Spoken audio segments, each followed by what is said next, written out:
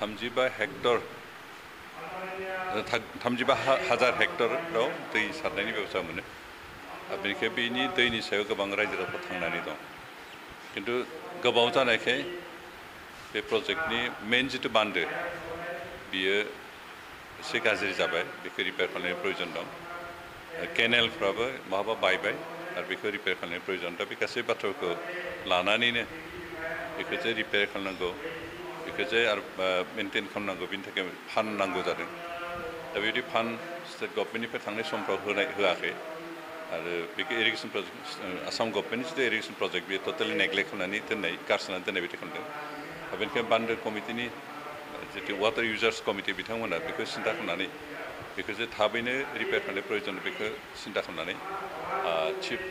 माबा पिटिसिनि चिफ बिथांखौ हांख्रायना लाबोनानै बिथाङा दिनै नायफैबाय नायनानै जिखिनि नुबाय बेखिनिखौ नुनानै इमिडियेट माबानि थाखाय पार्मानेन्ट माबानि थाखाय खिन्थु इमिडियेटलि 20 करोड़ थाखा बिथाङा होगोन खोथा होलांबाय आरो जों आसा खालामदों जे बे 20 करोड़ थाखाखौ मोनोबा अन्तत जों बिनि जितु इमिडियेट जाहा रिपेयार खालामनो गोनां बेखिनिखौ रिपेयार खालामनो हागोन फोसाबनो हागोन फाहामनो हागोन आरो अन्तत जों 10 बोसोरसो बिखिनि ओनसोल रायजोफोर दै मोननाय बेबस्था खालामगोन बिनि अनगायैबो जानो बे मेइन केनेलाव दै बे हाजोनि दै जानायखाय बाला अन्थाइ दै समान समान खारबोफायो खारबोनायनि उनाव जा केनेला भर्ति जायो साननै सानथामनि भितरावनो 3 फुट 4 फुट गोजौ गाहाम बाला फबो आरो बेखिनिखौ क्लियार खालामनो थाखाय बेखौ जावबाय थानो थाखाय मोनसे JCB नांगौ होननानै जा बान्दो कमिटिनिफ्राय खावलायनाय जादों बे मथे बिथाङा जा चिफ बिथाङा गाबोननिफ्रायनो मोनसे JCB हरसिगोन बान्दो कमिटि आरो बिथाङा बेखौ लानानै सिलखिनिखौ क्लियारेन्स खालामबाय थायोबा दैया रेगुलार थांबाय थागोन आरो जोंनि रायजोफ्रा अन्तत आबाद मावनाय जेबो असुबिदा जानाय नङा बेखौ जोंनि रायजो राजाफ्रा बेखौनो बुङो जे 12 मासो दै मोननायनि बेबस्था खालामनांगौ अब्ला जों बे ओनसोलाव थानाय रायजोफ्रा 12 मास खेथि खालामनो हागोन आरो अब्लासो जों रांखान्थिनि बिथिङाव जौगाखाङो आरो बे खोथाखौ सिन्था खालामनानैनो दिनै बे 12 मास खेथि खालामनायनि सुबिदा होनो थाखाय बे 20 करोड़ रां इमिडियेटलि हरगोन होननानै जा मानब गेदेर चिफ बिथाङा खोथा होबाय जों आसा खालामदों बेजों जों अन्तत मोजां मावनांगोन टटेल माखिनिखौ जा रिपेयार आरो रिन'भेसनखौ खालामनोबा प्राय 200 करोड़सो जों थाखा नांगौ जायो खिन्थु बेसेबांखिनिखौ जों काउन्सिलनिफ्राय हरनो हाथ'वा बेनिखाय जों काउन्सिलनिफ्रायनो 20 करोड़ हरनाय खोथा बिथाङा बुंबाय आरो बाखि रां जिखिनि नांगौ बेनि थाखाय जों डिपार्टमेन्ट सेन्ट्रेल गभर्नमेन्टनि वाटार रिसोर्सनिफ्राय जों बेखिनिखौ लाबोनायनि एसे लाहार फाहार खालामबाय थादों जों आसा खालामदों जा स्टेट गभर्नमेन्टनिफ्रायबो बेखिनि खामानियाव हेफाजाब जों मोनगोन आरो जों बेखिनि हेफाजाब मोनोबा अन्तत नैबे धनस्रि इरिगेसन प्रजेक्टखौ अन्तत लं टार्मनि थाखाय ओनसोलनि रायजोफोर दै मोननायनि बेबस्थाखौ जों खालामनो हागोन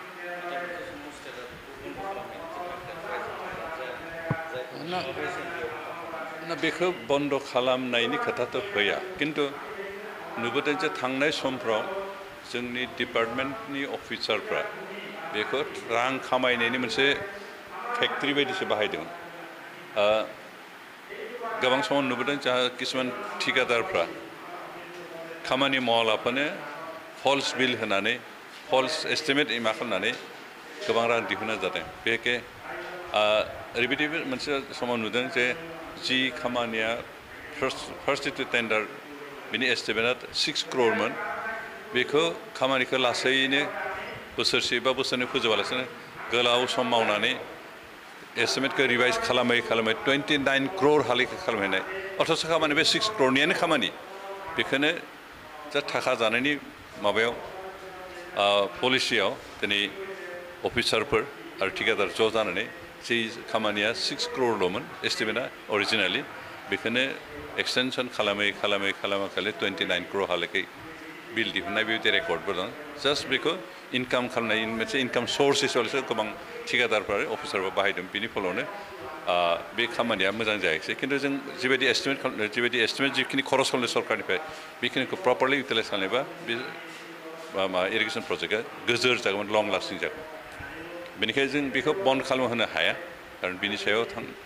जोंनि रायजोफोरा थांनानै दं आरो जों बेखौ फोसाबनानै फोथांना लाखिनांगोन